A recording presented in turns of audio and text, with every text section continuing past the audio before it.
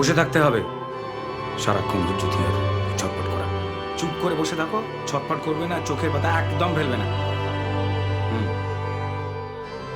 বিরক্ত করে সারাক্ষণ।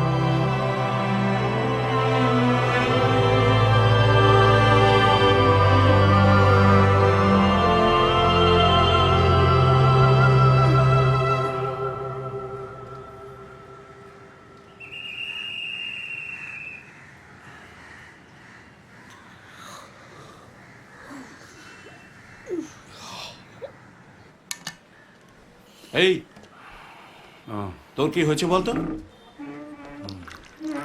তুমি চা খাবে কাকা? দে।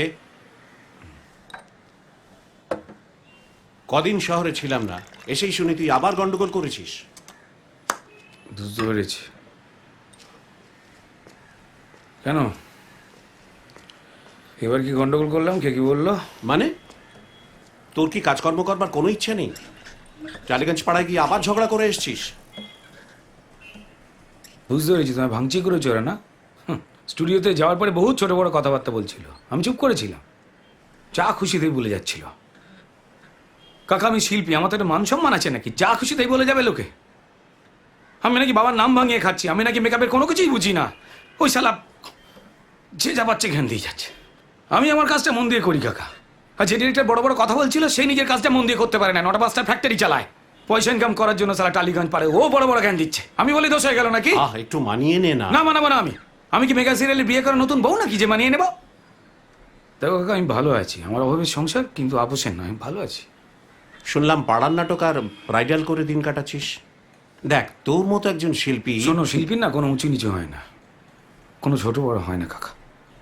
আমার পাড়ায় যে সাধারণ মেয়েটাকে আমি ওই ব্রাইডাল সাজিয়ে মাধুরী দীক্ষিতের মতো বানাই না বিয়ের দিনে, ওটা ন্যাশনাল অ্যাওয়ার্ডের থেকে কোনো অংশে কম নয় গো কাকা। অনেক ঝামেলার কাজ ওটা। আর তুই পাড়া নাটকের কথা বলছিলে না? বেশ করেছি পাড়া নাটকে মেকআপ করছে, ওদের থেকে অনেক অনেস্ট। এই পাড়া নাটকের লোকজন যে অনেস্টি নিয়ে থিয়েটারটা করে না, আমাদের টালিগঞ্জ পাড়ার ডিরেক্টর আর একগাদা ওই গামদা হিরোগুলো করতে গিয়ে হেগে ফেলবে, লজ্জা পাবে সালারা। বেশ করছি। তুই তাহলে এইরকমই থাকবি, তাই তো? বিস্কুট খাবে?